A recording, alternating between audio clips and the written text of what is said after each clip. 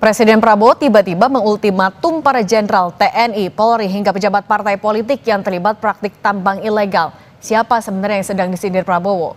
Kita bahas bersama Ketua Great Institute Syahganda Nainggolan dan juga Direktur Kebijakan Publik Selyos Media Askar Wahyudi. Selamat petang semuanya. Selamat petang Bu Cindy. Oke, kita masih tunggu juga Mas Media bergabung bersama kami. Bung Ganda, ini mengultimatum jenderal, ex-jenderal, bahkan juga politisi. Dia bilang kalau dari Gerindra juga dia nggak akan ngebela. Siapa sih sebenarnya yang lagi digertak sama Pak Presiden? Ya kalau menurut saya kan memang Presiden itu dalam konteks merebut kembali harta-harta negara yang diduduki oleh mafia-mafia ini kan dia memang konkret ya. Jadi setahu saya itu waktu untuk, kan ada 3 mafia yang disebut Presiden dalam pidatonya. Satu mafia sawit, kedua mafia tambang, yang ketiga mafia beras. Nah, waktu dia di 19 Juli lalu di Klaten, dia udah sebut serakah nomik itu kan. Nah, ini dia ulangin lagi. Nah, kalau konteksnya ini ya, contoh satu untuk sawit ya, itu memang semua dihalau dan dihancurkan sama Prabowo, ditarik semua dari 3,7 juta hektar, kan dia udah tarik sekitar 3 juta hektar Oke. tanah-tanah yang di dalam sawit.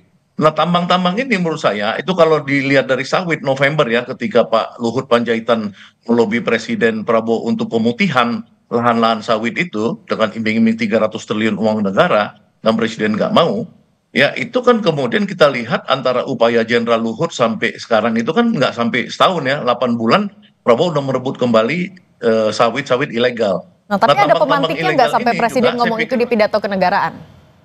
kenapa? Ada pemantiknya nggak, momen atau kasus tertentu yang Ya jadi perhatian pasti. Presiden?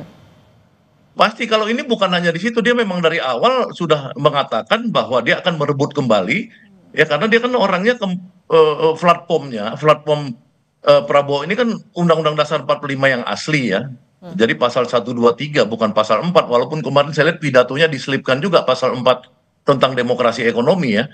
Tapi 123 itu intinya kan apa namanya, semua harta-harta di dalam negara ini yang dikuasai secara ilegal dan tidak dikuasai oleh negara diambil alih. Oke, Itu maunya presiden kan. itu yang Ya. sering Nah, disebutkan kalau mengacu pada. jenderal-jenderal itu udah pastilah jenderal-jenderal semua selama ini yang backingin kan. Hmm. Ya, kalau mau tahu misalkan waktu saya ditahan dulu zaman Jokowi di Bareskrim, itu hampir 80% orang-orang yang di penjara VIP di penjara Bareskrim itu kan kasusnya tambang-tambang semua, perebutan tambang di Sumatera, di Lahat, perebutan tambang di Kalimantan dan lain-lain, dan mereka itu kan biasanya kalau menyerahkan kembali tambangnya mereka dibebaskan. Nah, itu dari situ aja Presiden kan udah tahu bahwa yang main ini kan semua alat negara, baik polisi maupun tentara. Jadi Oke. saya pikir ini warning Presiden ini sangat tepat bahwa TNI dan Polri ya kan enough is enough. Ya, dia tahu bahwa Anda pemainnya selama ini. Saya pikir itu. Oke, kalau gitu kita ke Mas Media. Mas Media, tapi gimana respon Anda ketika mendengar? Anda terkejut atau justru merasa ya ini janjian cuma retorika aja? Ya, ini kelihatannya juga sudah tahu sama tahu ya. Tadi Pak Syaganda juga sudah sampaikan. Saya 3 tahun bekerja di perusahaan tambang dan praktek ini benar adanya. Dan itu masih terus terjadi hingga hari ini. Jadi banyak tambang ilegal, kaya mineral di Kalimantan, Sulawesi, Papua itu yang backingi militer, polisi, dan juga politik, aktor politik. Tapi persoalan ini sampai hari ini juga nggak mudah ditangani karena risiko politik kemudian pertarungan kepentingannya kan kuat sekali. Bahkan tidak hanya di level vertikal tapi juga horizontal di antara masyarakat dan aparat di lapangan. Jadi ini kompleks sekali dan satu mungkin yang ingin saya juga sampaikan, kalau kemarin kan di pidatonya itu tambang ilegal ya. Tapi juga kita harus ingat bahwa tambang legal pun juga banyak yang dibackingi oleh aparat gitu. Jadi ini juga menjadi kesulitan di lapangan, sulit membedakan tambang rakyat kecil dengan jaringan mafia tambang. Nah, Menurut saya semuanya harus ditindak begitu, Mbak. kalau misalnya susah, Anda yakin pernyataan Presiden kemarin bisa ditindaklanjuti? Lagi-lagi kalau kita lihat bagaimana oligarki di Indonesia berkembang sejak tahun 1970-an, itu erat kaitannya dengan eksekutif, siapapun itu pemerintahannya.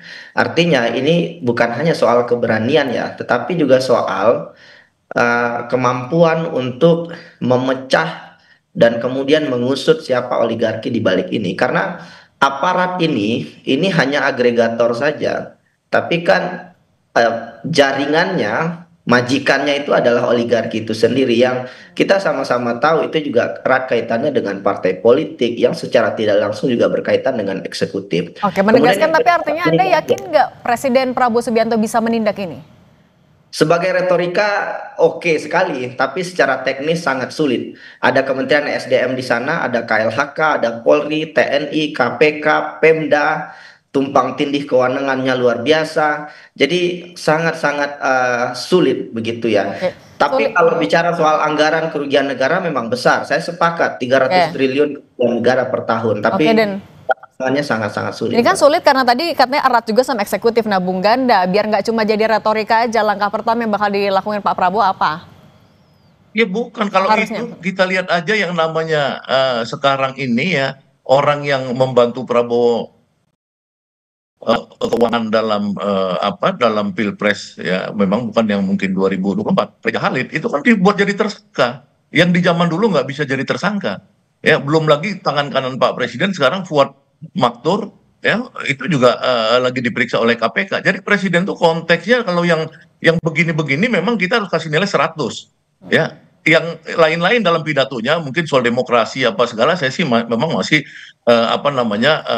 relatif dalam menilai. Tapi kalau yang gini saya absolut, saya 100 untuk Prabowo. Prabowo itu nggak bisa disogok. Ya, Oke, saya tahu tapi persis kalau waktu konteksnya tambang ilegal kasus. harus apa berarti? Lo kalau kan istilah tadi rumit dari Bung Media Askar tadi, rumit itu kan sawit juga sangat rumit. Ya, penguasa-penguasa sawit itu juga oligarki semua, dan oligarki yang kadang-kadang berimpit dengan pemilik tambang juga. Ya, tapi kan semuanya sekarang udah loyo semua di mata Presiden. Lihat aja yang ikut retreat Kadin kemarin yang semua pakai baju tentara itu. Ya, ada Tommy Winata, penguasa tambang, ada Abu Rizal Bakri, penguasa tambang apa semua. Itu kan hampir cium tangan Prabowo semua sekarang. Oke. Jadi sebenarnya nggak ada, kalau Prabowo ini dalam konteks mafia-mafia ini dia gilas memang gitu loh. Jadi saya percaya betul kalau dia akan lakukan ini dan dia akan eksekusi gitu. Oke, nah kalau cium tangan itu jadi bukti, nah tapi Mas Media, sejak kasus polisi tembak polisi di Solo karena ada backing-backingan tambang ilegal, Anda melihat sejak saat itu, sampai sebelum pernyataan ini akhirnya disampaikan, sudah ada gebrakan belum dari pemerintah? Pak Prabowo sekarang mungkin hampir 1 tahun ya, dan publik saya kira sudah bisa mulai menilai. Dan memang kalau seandainya kita lihat dari segi narasi, ya memang saya sepakat nilainya 100 begitu. Tetapi kalau kita lihat dari indikator pelaksanaan di lapangan, saya kira itu masih jauh dari harapan. Kita menunggu, saya sepakat kita harus menunggu Pak Syahdan. Tapi kalau kita lihat juga, lagi-lagi ya Pak Prabowo melantik hampir ya lebih dari 100 menteri dan wakil menteri, belum lagi staf khusus yang semuanya juga berkaitan dengan tambang ya, tadi Pak Hasan juga menyampaikan. Dan di sini saya kira letak persoalannya, karena jangan sampai ini hanya retorika di depan publik saja, tapi di balik layar ada banyak sekali tawar-menawar politik yang terjadi. Karena menteri-menteri yang berkaitan dengan tambang itu juga punya kewenangan yang sangat-sangat kuat. Jadi akan sangat mungkin ada black box yang tidak diketahui oleh Pak Prabowo. Jadi baik itu di level Kementerian SDM, KLHK, hingga di level Pemda dan provinsi. Jadi ini harus ditindaklanjuti, saya kira harus ya kalau memang misalkan satu komando ya. Ya, jangan sampai ini kemudian hanya Pak Prabowo sampaikan ya omon-omon saja. Nanti kita akan lihat di lapangan. Saya Oke. kira oligarki tambang ini saya sepakat Pak, harus Mbak, harus diselesaikan ya, karena lagi-lagi banyak keluarga-keluarga besar yang terkait dengan oligarki politik itu juga menikmati sangat besar Oke. terkait. Nah Dan kalau satu jalan singkat yang bisa dilakukan, saya kira Undang-Undang Minerba kemudian bisa ditinjau kembali, kemudian pencabutan banyak sekali pajak dan royalti yang bocor ke sektor-sektor tambang ini harus ditinjau kembali. Nah, kalau dari Bung Ganda, sebenarnya kalau dari pengamatan Anda, dari yang Anda tahu, kenapa sih budaya backing-membackingi soal tambang ilegal ini oleh aparat susah banget diberantas? Kalau menurut saya, kalau yang berantas ini ya di tangan Prabowo, insya Allah pasti diberantas dan terberantas. Ya memang tentu kan kalau Prabowo sebut dulu sawit, sekarang baru masuk tambang kan. Ya kan, ini tambang kan baru dia umumin. Ya nanti kemarin tuh mafia beras. Itu kalau dalam konteks pembicaraan kita yang satu ini, ya ini kan kalau dalam apa namanya dalam dongeng-dongeng Jawa, wayang Jawa ini kan ini yang disebut sebagai Anoman Obong kan si Prabowo ini. Ya, dia kan pokoknya senang ngacak-ngacak ini. Jadi sebenarnya yang paling rumit itu kemarin adalah satu itu penguasaan tanah jutaan hektar oleh konglomerat itu. Itu diambil alih semua, apalagi tambang ya yang lebih kecil skalanya daripada skala sawit-sawit itu kan. Nah, tentu saja betul ada berbelit-belit, tapi kan kita lihat di Raja Empat, kasus Raja Empat, ya Habil berusaha untuk apa namanya melindungi empat apa namanya iup nikel di sana kan buktinya kan dicabut, dihentikan sama Prabowo. Itu satu sikap Prabowo yang tegas, dia nggak peduli mentinya Bahlil itu mau bela-bela sana juga dia nggak peduli. Jadi saya pikir semua orang mau menteri-menteri ini juga pada akhirnya sekarang ya ya takut lah kalau udah Prabowo ngasih warning gitu. Jenderal-jenderal itu pasti takut. Berarti Karena Prabowo menegaskan, itu pasti kejam urusan begini nih. Bung Ganda berarti menegaskan, berarti Anda yakin, Anda pede Pak Prabowo akan bisa menuntaskan backing-backingan ini meskipun di belakangnya ada oligarki, ada jenderal, politisi dan Terus lain-lain. sekarang Mbak Cindy bedakan aja sama sawit, bedanya apa sih? Sawit dengan tambang itu kan biasa overlap, pemiliknya overlap. Ya pemilik sawit biasanya ada pemilik tambang juga kan di Indonesia nih. Coba lihat emiten emiten tambang itu, tambang ya khususnya batu bara yang di era Jokowi diperpanjang 20 tahun sama Jokowi, undang-undang itu tahun 2020 dirubah seenaknya sama Jokowi, ya harusnya berakhir dalam beberapa tahun tuh diperpanjang 20 tahun. Ya itu kan semuanya juga pemilik tambang, pemilik sawit dan pemilik lain-lain. Jadi kita nggak bisa memisahkan. Nah, cuman Prabowo selama ini baru mulainya di sawit. Kalau dia misalkan masuk ke tambang, nggak berani konglo-konglo itu ngelawan dia. Saya pikir nggak berani. Khusus untuk ini ya, saya lihat mafia ini yang disebut presiden ya, apa namanya, mafia beras, mafia tambang dan mafia sawit. Nah, Itu oke. diberantas sama dia, termasuk Pak Ganda, jenderal-jenderalnya.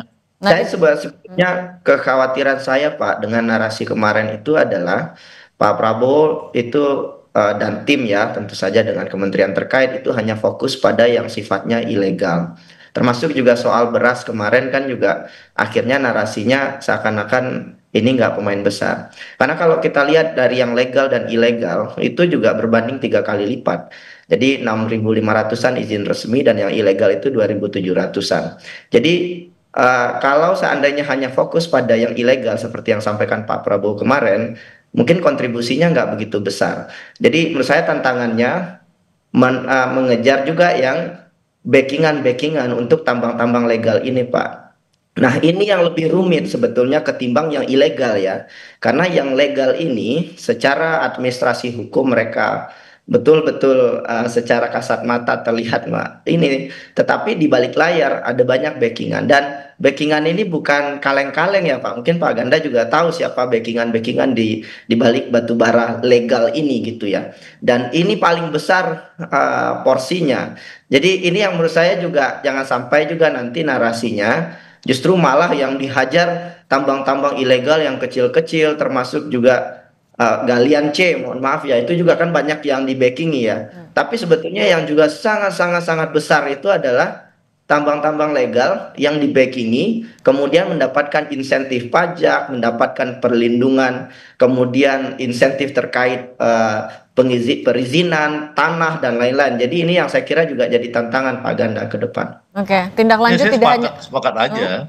Silakan. Sepakat maksudnya gini, artinya kan Pak Presiden kita ini kan seperti dia waktu membicarakan BUMN ya, komisaris-komisaris dan direksi dicabut apa namanya bonus tantimnya misalnya. Dia bilang, direksi jangan ngakal-ngakalin loh keuntungan itu. Ya kan? Nah sama aja di sini ya, kita itu orang istilah legal itu apa? Legal kan direkayasa.